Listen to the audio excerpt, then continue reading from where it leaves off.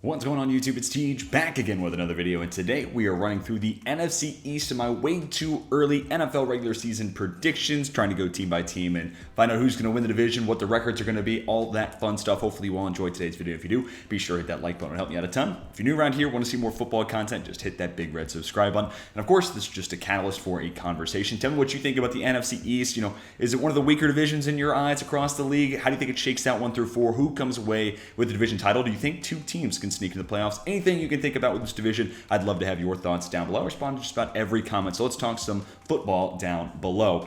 Waste no time, we'll jump into it, and of course this is a part of a series, so some of these games are already filled in, ergo why the Eagles are 6-1. And we'll start with the Philadelphia Eagles, who, you know, the lines are starting to move and the odds are changing, but this was pretty early on a sneaky, nice pick to win the NFC East. Again, this is one of those divisions where, you know, bottom level, bottom tier division, if you would. You know, that and the AFC South kind of feel like the 2 divisions I get picked on a lot for, you know, the level of quality of play. But, you know, the Eagles are a really solid team. And of course, you add A.J. Brown, clears up Devonta Smith to be this awesome Z receiver. You don't have to play him on the line of scrimmage. Maybe you get him away from more press coverage. You're hoping another step forward from Jalen Hurts. Good offensive line, solid running backs. Year 2 of Nick Sirianni, you expect some growth there. And the defense is solid. They always invest a lot in their defensive line. You know, it makes some investments in the secondary, like James Bradbury, really solid signing. Safeties could certainly be better. Linebacking group, you know, hopefully if Nakobe Dean can play the entire season, that's a boost in the right direction. Still not necessarily the best unit on the field, but this is a well-constructed roster. It really kind of comes down to what you think about Jalen Hurts. And, you know, I feel like I have to preface this. I have been higher on him throughout his entire kind of journey to the NFL than most. I saw progress from Alabama to when he got to Oklahoma to those last 4 games of his rookie year, and then even last year we saw another small step forward. So even if it's a, you know, small incremental improvement, I think this team can be a serious playoff contender, and maybe my pick to win the NFC East. You're about to find out. So week 1, road game, I could definitely see the Lions stealing this one. There's so much excitement around Detroit and what they're building in the NFC North. It's the last division we'll talk about. That's next video. But, you know, I'll start with the year 1-0 beginning to the year for the Philadelphia Eagles. Again, I think it's just a really solid roster. You know, there's a lot of excitement about the Lions, but they're still not quite on the, you know, the winning timetable that the Eagles are at right now. And then you get the Eagles and the Vikings. This is another tough one because, you know, Minnesota is this team with a lot of firepower, and you know, Justin Jefferson brings a lot of excitement. Dalvin Cook could go crazy any week. But when it comes down to the totality of the roster, I think I kind of like Philadelphia maybe a little bit more. You know, we'll see what Kevin O'Connell and that offense does for Kirk Cousins, and maybe trying to find another gear that we haven't seen from him yet. Because if so, clearly you would want to go with the team with the better quarterback, Kirk Cousins, if he does get better and has those weapons around him. Definitely intriguing. But, you know, I think this secondary for, you know, Philadelphia has improved. Like, again, I said, James Bradbury, Darius Slay, like that cornerback tandem. Avonte Maddox is good in the slot. And, you know, Jonathan Gannon's this defensive coordinator that plays a lot of soft zone, limits big plays. He'll make you play underneath, which, you know, in years past maybe plays to Kirk Cousins' you know, strength. But for right now, I'm going to go with the Eagles taking that win week 2 over the Vikings. And then we get into some divisional football, and you know, I think the Commanders are maybe a little sneakier of a team than people want to give them credit for. Plus, division games always play weird, so I'm going to go with a home and home split. The Eagles win week 10 Monday Night Football, but you know, Philadelphia getting out to a 5-0 start, not impossible, especially considering, you know, it's the Jags next week, and then the Cardinals week 5 could certainly go either way. But, you know, I think you're going to see the NFC East be competitive with one another, and that's, you know, kind of where the excitement is, especially considering year over year, haven't had, you know, consecutive division winners in a long time. So every one of those games matters a ton. I'm going to have the Washington Commanders stealing a win, or not really stealing one, but picking up a win at home week 3. Jags just, you know, not necessarily a well put together roster as where the Eagles are right now, but that is a fun, you know, talk about week 3. You got the Carson Wentz revenge game. Week 4 is Doug Peterson's revenge against the Eagles. Definitely some fun storylines. And then the Cardinals, like I said, could go 50-50, but that is an Arizona team that will be without DeAndre Hopkins, so I'll go with the Eagles there. And then again, division football, I'm actually going to go with the road split here. These happen more often than you might think, but Eagles Cowboys split, even if you want it the other way around, you know, it's one win for one team and one for the other. So however you like it, you can put it together. Definitely do your regular season predictions. I'd love to see what you think. You can tweet at me. My Twitter is somewhere here. So definitely do that. I'd love to have your thoughts there. But I think the Eagles and the Cowboys, in a lot of people's eyes, and you know, it's not groundbreaking to say this is pretty chalky. They're the best 2 teams in the division, right? So a split there, totally within the realm of possibility. Bye week and then a loss to the Steelers. This is gonna be tough, and you know, it's hard to gauge, who's going to be under center at this point of the year because, it sounds like Trubisky's going to win through, camp battle between him and Pickett in Pittsburgh. But, how long does that stay? How long is that the plan?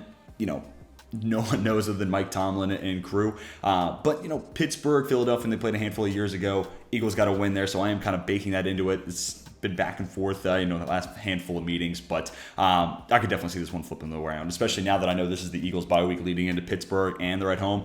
Does make me kind of want to change it, but for right now, let's stick with Pittsburgh winning in the battle of the Pennsylvania teams. Texans, not quite as good as Philadelphia right now, just different winning windows and whatnot. We already talked about this Commanders game in Week 10, and then you get to the Colts. Again, another game that could go 50-50, and they're both teams that, the Colts missed the playoffs last year. The Eagles are the 7th seed. They're these two teams that are fringe playoff competitors that hope they got better this year with, Jalen Hurts developing / for the Indianapolis Colts moving on from Carson Wentz, getting Matt Ryan. You're hoping that increase the QB position kind of increases your standing in the pecking order, so to speak, but also improvements from across the roster. So that's going to be a really fun game. And even just, Nick Sirianni, a disciple of Frank Reich, former offensive coordinator for the Eagles. There's a lot of interesting things in that game, but I'm going to go with the Eagles winning on the road there. And I think part of that is, you talk about A.J. Brown and Devonta Smith, and I know it's a lot of cover two still, even with Matt Eberflus gone. The Colts are going to have a sound coverage system, and they're going to be good on defense, but I just think those two receivers are good enough to go out and beat, Stephon Gilmore in his 30s, and then who else really for Indianapolis. So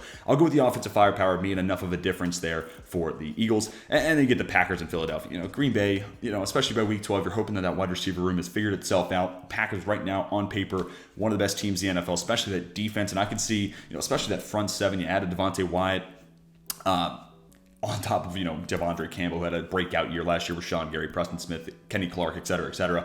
That could be a team that kind of puts Philadelphia behind the chains a lot, especially considering if they're going to keep that running focus that they had towards the end of last year. I could see the Packers being a defense that could cause some, stymied beginning of the drives and then force Jalen Hurts to beat you through the air. But that Green Bay defense has maybe the best secondary in football in my eyes. So I could see that defense winning that game there for Green Bay, long story short. Titans and Eagles, two teams that I think are pretty even. Of course, this is the A.J. Brown revenge game, and because of that, it almost feels like, worthy consideration to give the Eagles a win in and of itself right there, because A.J. Brown is going to go bonkers this game. This is a DFS must week 13. Play A.J. Brown that week. But, the Titans are this team that's kind of heading the wrong direction. I do love Mike Vrabel. Derrick Henry, if he's out in the field, is a stud. But they're a team that's regressing. I think the Eagles are progressing. And, right now I think the Eagles probably have eclipsed the Titans when it comes to being a well-rounded and closer to perfect roster than what Tennessee has. And then we get into some more division games. Late season battles here against the Giants. I do think the Giants are the weakest team in this division right now. And it's difficult to say that because I could see Brian Daboll being the guy to kind of bring it all together. Because, Daniel Jones, we'll talk about the Giants later, but Daniel Jones wasn't as maybe bad at the beginning of the year as it may, public perception may make you think, but the rest of the cast around it wasn't great. I just think the Eagles are in a really good spot. So then the last couple of games that we'll talk about here, Week 15, Eagles are just a better roster than the Bears, and I didn't plan on this happening, but that puts Philadelphia at 13-4. Now, before I get ripped to shreds here, I understand this is an imperfect roster, and this exercise is not necessarily perfect in and of itself, but I am a big believer on what this team has kind of put together, and it's a well-balanced roster with a cheap quarterback, and this is the advantage of, having a third-year quarterback who was a second-round pick. He makes no money. So you can build out the rest of that roster. I understand if you have some question marks about Nick Sirianni, Jonathan Gannon, and the entire, coaching staff that is there in place in Philadelphia. And, 13-4, I could totally see in a handful of months where I regret this pick. But I am going to do this similar video. We're going to do one last, overall record predictions, and I could totally change my song. But for right now, Philadelphia, every year you get that surprise team that's a lot better than everyone expects, and I can see the Eagles kind of being that dark horse team that comes out of nowhere. Let's move on to the Dallas Cowboys before everybody starts flaming me for those Eagles takes. But Dallas and Giants here, Week 3. I guess we'll start with the first two games of the season and kind of give you a brief overview of how I feel about the Cowboys. So obviously losing Randy Gregory is a big loss. Amari Cooper all the same. So there's definitely big holes to fill for this team. But drafted Jalen Tolbert. I think CeeDee Lamb makes a lot of sense. He's one of those young receivers that maybe wasn't already the one, but I think can become one. And inside-out versatility allows you to get some advantageous matchups. I'm a big fan of Kellen Moore, especially considering what he put together in the front half of last year. If Dak Prescott's healthy and playing like he was first 10 weeks of last season, then this Cowboys team's legit, and they might be the best team in the NFC East without a doubt. You lose Randy Gregory, as I talked about, but Micah Parsons is, kind of a do-it-all guy, and I think they did a really good job filling in and maximizing what that rest of that defense looks like. You look at that defense on paper, and not a whole lot of holes that stick out, right? Even getting a Leighton Vander Esch back 1 year, $3 million. If he's healthy, that's a really nice, cheap, affordable off-ball linebacker to have in the mix. And I'm really interested to see what Jabril Cox looks like. He was this 4th-round sleeper pick. Felt like a really good value selection there for the Cowboys. The question was, okay, they got a lot of off-ball linebackers, but now there might be an opening there, right? Especially if LVE does get hurt. Jabril Cox might be in for a sizable role. And also, I got to talk about this when you talk about the Cowboys, specifically their defense. Dan Quinn did a great job, but a lot of credit last year and a lot of talking points for the Cowboys defense was on Trevon Diggs. And I think there's a possibility this season where he improves as, maybe a coverage player, gives up less catches, fewer yards, fewer big plays, less touchdowns, all that fun stuff, but maybe doesn't come down with double-digit interception numbers. Maybe it's just 6. And I think there's a way for him maybe statistically take a step back, but overall in quality of play and in general to take a step forward. So I had to get that out there. I think Trevon Diggs still has room to grow considering wide receiver turned cornerback. He hasn't been playing the position all that long. I think he still has room to grow. So obviously tough way to start the year against Tampa Bay. Maybe the most complete roster in the NFL. Certainly in my eyes, the best roster in the NFC. So Tampa Bay beats Dallas in week 1. Despite Thursday Night Football to begin last year's season was an awesome game, but I got the Bucs making it 2 straight years taking down the Cowboys, and then I got Dallas winning at home against the Bengals. That might be a little bit of a surprise there because Cincinnati obviously just made it to the Super Bowl a year ago, and this offseason really only made their roster better. We'll see how this Jesse Bates situation plays out, but Dallas at home, especially that home opener, feels like that's going to be a high-octane offense game. I like the Bengals defense, but I could see some fireworks going off there in week 2. And I'll make it a week 3 win against the Giants and follow it up with a week 4 win against the Commanders. We'll kind of come back to those division games later on, but I could see Dallas getting out to a hot start after that week 1 loss. Loss to the Rams. I think I like the Rams roster a little bit more. They had their own losses, but they're also starting from a higher place in my eyes. And also, I just like the consistency in place. I trust Sean McVay more than I trust Mike McCarthy, and Matt Stafford just won a Super Bowl. So, considering I'm uncertain with what Dak Prescott I might be getting to start the year, I'll go with the Rams there at home. And then Dallas, we already talked about the Eagles matchups there, so no need to harp on that anymore. I'll take Dallas at home against Detroit again. I'm excited to see this Lions team. I think they're going to be improved, but still a flawed roster. That's maybe one more offseason away and, obviously an upgrade at the quarterback position away from being, playoff contenders. And then we get to the Bears. I like that Dallas team a lot better. The Bears, could be certainly picking number 1 overall by this time next year. So, by next April. So, yeah, that one kind of speaks for itself. Bye week, I'd love to be able to give Dallas, win on the road bye week. But, this Green Bay team, again, great defense. They'll figure out that wide receiver room. And even if it's subpar wide receiver talent, it's Aaron Rodgers, back-to-back MVP winner.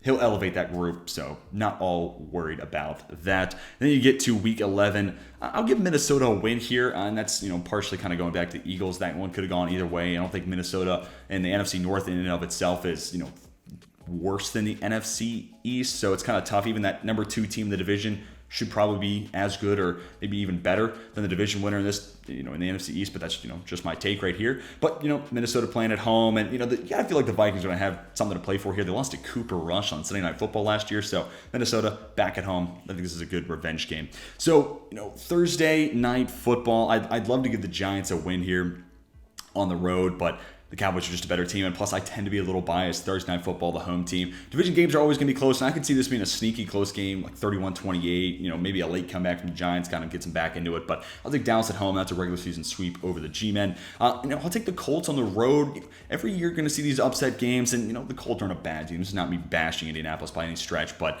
this is just one of those games where maybe on paper, even if you're a big supporter of the Cowboys, you like what they put together, and you do think they're a better team, and maybe by week 13 we will see them as a better squad. Sometimes in a full season, you kind of look back and you're like, how did that happen? I could see that being one of those games where it's like, yeah, the Colts probably aren't as good as the Cowboys, but it happened that week. So then you get to the battle between 2 Texas teams. The Cowboys are further along than the Texans. I won't harp on that one too long. Cowboys are better than the Jags. Another good, easy win there. Quote-unquote easy. Ask the Colts. Jags are nothing to scoff at. Eagles, we've already talked about that. Titans, Cowboys. I think that Dallas offense brings a lot to the table, and while I do like Tennessee's defense and especially the secondary, Kevin Byard's one of the most underrated players in the NFL, and Christian Fulton is really starting to come into his own, and I'm thinking he might be even better in year 3. Who knows what Caleb Farley's, if he's on the field and what level he's playing at, but I trust the offensive firepower that's, in theory there for Dallas. And plus, other side of the ball, I do like the Titans defense, but something about that pass rush, leaves room for something to be desired there for Tennessee versus, Dallas. When they need to get to the quarterback, it's going to be Tank Lawrence and it's going to be Micah Parsons with his hand in the dirt. I trust that tandem a little bit more than Harold Landry and Bud Dupree. So, when we're picking this far out, those little edges are what I'm kind of basing all this stuff off of. And then, I'll go with the Commanders win in the final week of the year against Dallas. These two teams, it's one of the most well-known rivalries in football, right? Calling a split there is nothing that's super bold, but that ends the year 10-7 for Dallas, second in the NFC East, but as of right now, the 7th seed, and I think that's totally within the realm of possibilities. And the NFC East is certainly an imperfect division, but I could see them sneaking two teams into the playoffs. Let's get on the Washington Commanders. Already 4-7, 3-3, or excuse me, 3-3 in the conference, 2-2 in the division. But starting the year with a win against the Jags, I won't harp on that one too much. I'll have them following up with a loss against the Lions again. I think the Lions are an up-and-coming team, and the Commanders are a little closer to their level, so let's give the Lions a bone there with a win. Home win against the Eagles, then a road loss with a 2-0 start at home and 0-2 start on the road, and that comes to a crashing halt with the Titans going into the nation's capital with a win week 5. I'm really interested to see what this Commanders team looks like, especially, if Chase Young's healthy. Montez Sweat plays the full 17. That pass rush is there, and Jonathan Allen is becoming one of the top 5 D tackles, if not already a top 5 D tackle in the NFL. So you love that. You're hoping you can see more out of Jamin Davis. Cole Holcomb's a decent young player. William Jackson the second in that secondary. You also got Kendall Fuller, who played really well last year. Benjamin St-Juste might see more of the field in year 2 coming out of Minnesota. So I like a lot of what that defense is on paper. Now, will it all come together? That last year was a bit of a disappointment because, again, lots of talent just didn't all kind of come to fruition. On the offensive side, Taylor Heineke, even going back and watching some of the, highlights and clips and even rewatching games, man, it's just hard to run an offense with someone with arm limitations like that. So, Carson Wentz, given all his imperfections, has a better arm. And, a handful of times a week, he'll make some throws where you're like, wow, that's talent. That speaks for itself. So Wentz does give you a little bit more upside and, minimum downside of Taylor Heineke, his valleys, his lows are probably on par with Carson Wentz. So really, it's kind of one of those moves where it's not great. You give up multiple picks when you could have just given up 1/3 for Matt Ryan. I think that's a better quarterback for less value. You would rather do that. But that being said, the floor is about the same with Carson Wentz having a lot higher of a ceiling. So that plus the Terry McLaurin extension, you're hoping more from De'Ami Brown in year 2. Curtis Samuel hopefully can stay healthy. There's a lot to be excited for on that offense. So sorry, a little late to break down the Commanders there. But moving on to week 6, I'll take Washington on the road against the Bears. Again, one of the weaker rosters in the NFL. And I can specifically see that pass rush going crazy against, an imperfect offensive line in Chicago. So this could be a huge Chase Young type of week where he, is catching headlines, especially Thursday Night Football. I could see the Friday articles already saying, anointing Chase Young as, the next great NFL pass rush. Maybe people going as far, depending on how he starts the year, maybe the best pass rusher on that Myles Garrett type of tier of edge rushers. So we'll see. Obviously, that's a bold prediction. I'm not saying that's going to happen, but I could see if he gets up to a hot start Thursday Night Football, I could see those Friday articles from here. Packers, obviously, we've talked about the holes at the wide receiver position, but yeah, there's still a better roster, and especially that defense, right?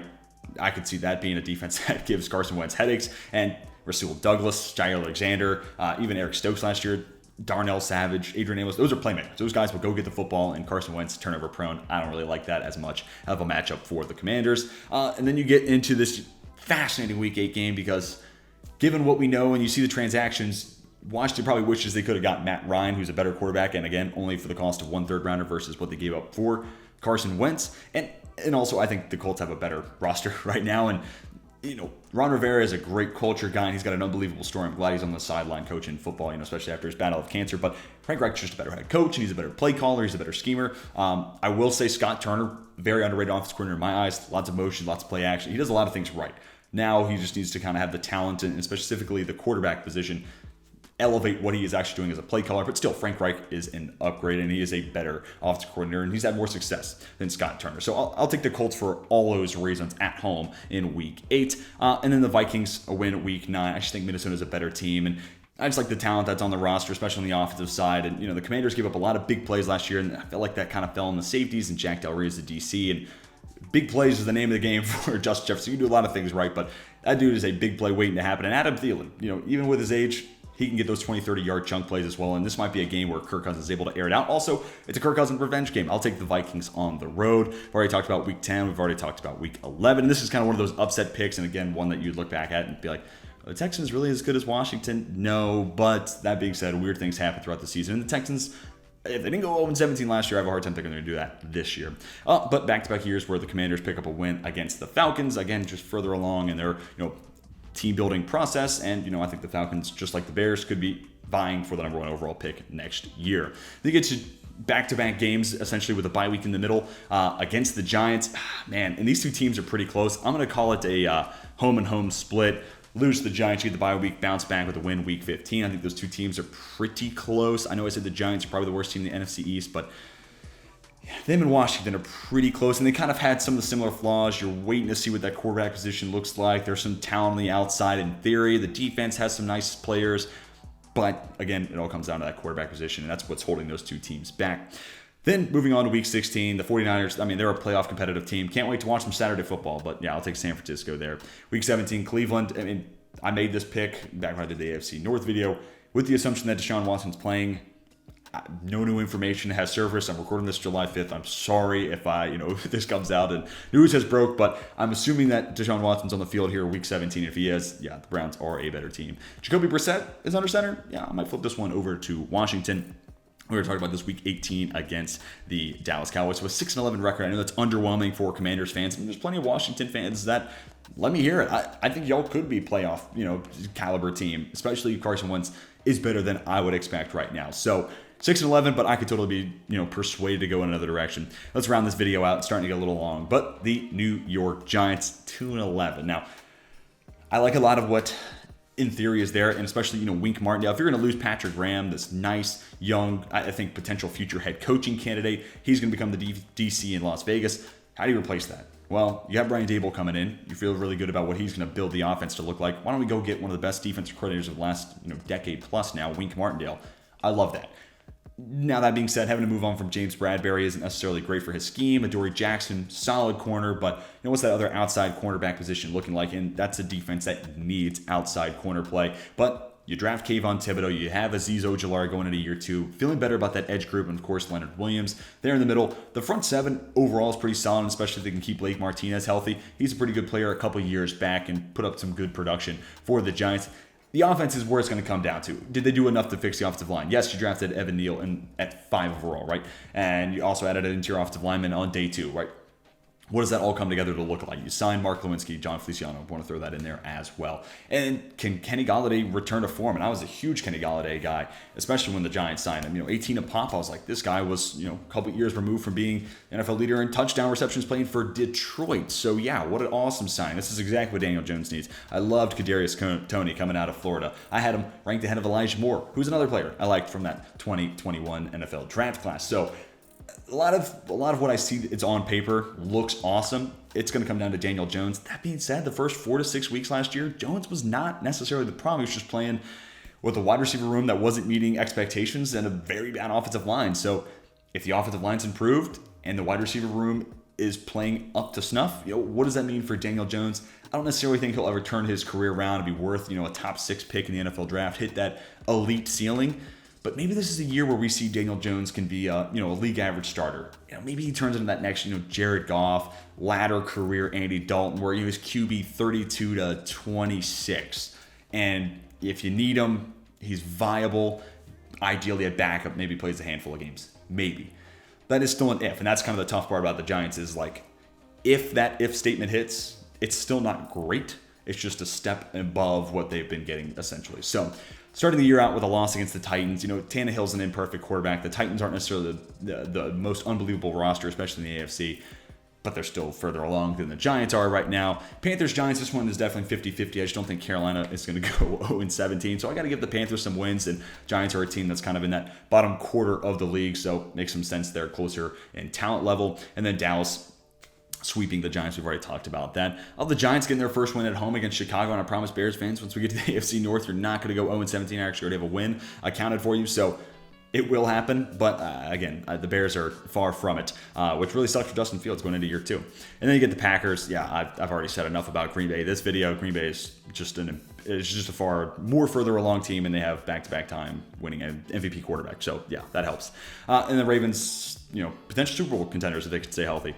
Jags, Giants, maybe I'd lean towards the Giants, just teams on paper, but I do think the Jags are going to get better. And Doug Pearson is as big an improvement as any team made, player or coach, right? So the Jags, again, are not going to go winless, so I'm going to give them a win. They're at home. 2 teams that are, again, bottom quarter of the league in my eyes. Seattle, same thing. So you could totally give the Giants a win in Week 7 or Week 8, or honestly, both weeks if you're really so inclined, but in this situation, I have them losing both. Maybe we'll change that when we update this video later this summer. Win against the Texans, and we'll give them a win against the Lions. That one could totally flip the other way, so between the Jags, the Seattle Seahawks, the Lions, and the Texans, I would say 2-2 record between those 4 games, even 3-1, right? The Giants still have some talent. They have some star level, especially on defense, they have some star level power they can bring to the field. So, maybe going 2-2 in that is a little mean towards the Giants, but that feels about right in my eyes. And then a loss to the Cowboys, we've already talked about, the Commanders, the Eagles, lots of conference games to end the year. We already talked about Week 15 against the Commanders as well.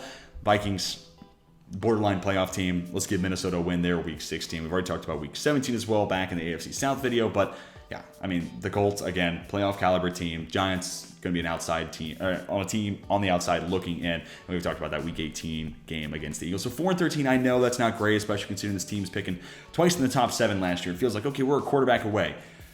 That's a big, question mark, big if statement to have, though. And especially with that weak Martindale defense, I could see that cornerback room holding that defense back, even with, Kayvon Thibodeau adding that much more pass rush to the table and him needing that for that scheme, right? And Thibodeau, I think, is a really good fit. Also, I'll kind of go on a quick diatribe here, but his ability to move fluidly and play in space is something that Wink Martindale's always took pride in, and be able to confuse defenses or confuse offenses and be able to drop those edge rushers back into coverage. So Kayvon Thibodeau, I think, is a nice fit there, at least to be able to cover the flat. So I think it's a slam dunk pick there at 7. But 4-13, my record prediction for the Giants. So I have the AFC or NFC East playing out as the Eagles going 13-4. That is certainly bold. Cowboys at 10-7, the Commanders at 6-11, and the Giants going 4-13. But tell me your thoughts down below in the comment section. How do you think it shakes out 1 through 4? Give me some record predictions for each and every team, and feel free to let me know how crazy I am. I'd love to have your thoughts. I respond to just about every comment. So let's talk football down below. Hopefully you all enjoyed today's video. If you did, be sure to hit that like button. And if you're new around here and want to see more football content, just hit that big red subscribe button.